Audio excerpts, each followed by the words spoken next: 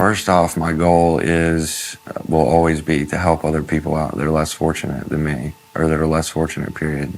I'm not really worried about how fortunate I am or I am not. No matter what, that's my number one goal, is to help others out, whether it's in Africa, whether it's in this dorm right here, whether it's in Indonesia or wherever it may be. As it says in the Bible, everything you do, you work and give, God the glory the whole time. So as long as I'm doing that, I'm not too worried about it. We were the parents of a 21-year-old young man who was really struggling to find his way. He began calling us on his satellite phone, saying, "Dad, we've got to help these people."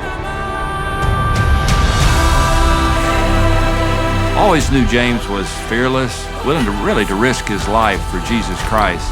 That Mother's Day was the last day our whole family was together.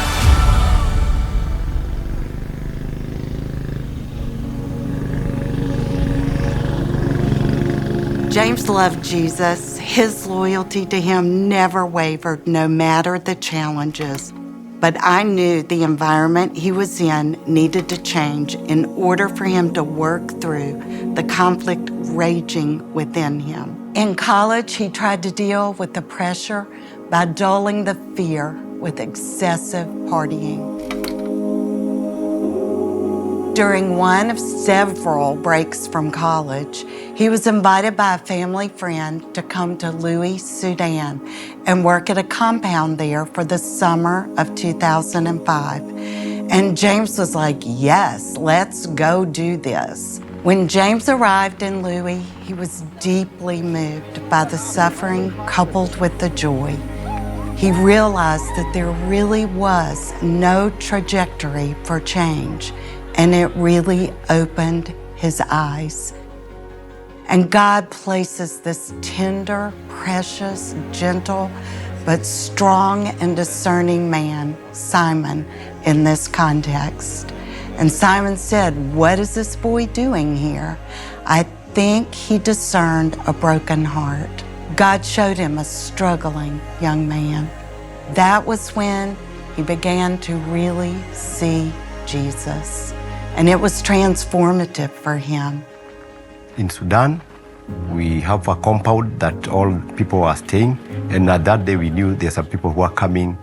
I saw James, and he was just by himself. And I said, "Hey, young man, come sit beside me." And from there, we ate together, start talking, and we kind of became good friends from there.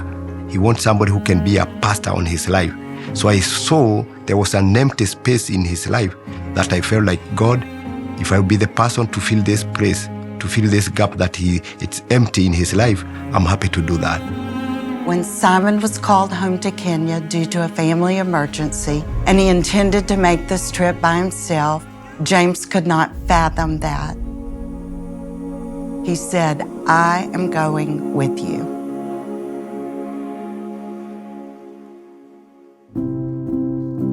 James was insistent. "We need to help these people, Dad." And Frank did not dismiss that.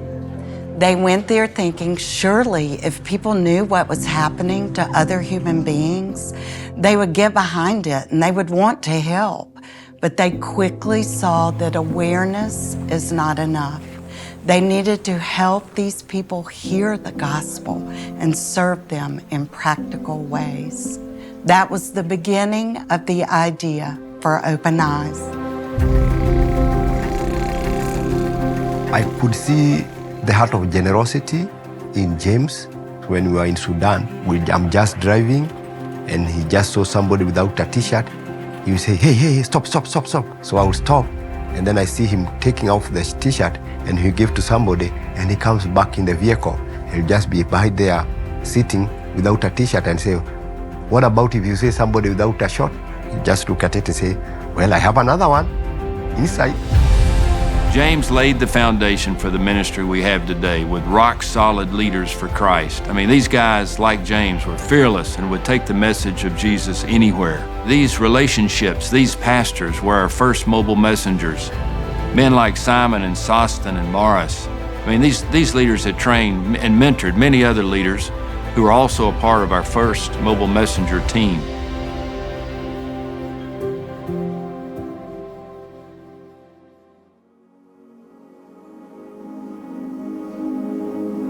He was still struggling, still conflicted, but he had found his purpose. It was on a Tuesday that Frank got the call. I was eating lunch with a friend there in Charlotte, and I got a call, and the call was from the U.S. Embassy out of Nairobi, Kenya. So the lady on the phone from the embassy said, "Are you sitting down?" And I said, "Well, no." But so I got up from the restaurant and went outside and got in my car and sat down. And she pretty directly told me that our son James had died.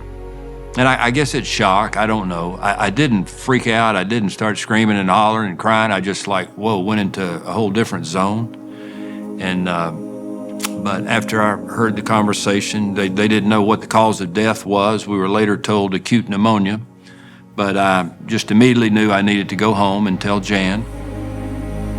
Came through the back door and the house was quiet. I was working and I turned around and saw him standing in the doorway to my study. And he said, "I want you to come back here with me." I followed him back to our room, and when he turned around to face me, I could tell by the look on his face something was terribly wrong. And he looked at me and he said, "Jan, we've lost James today." You know, you can't believe what you're hearing. This is your child, your only son. And it was devastating.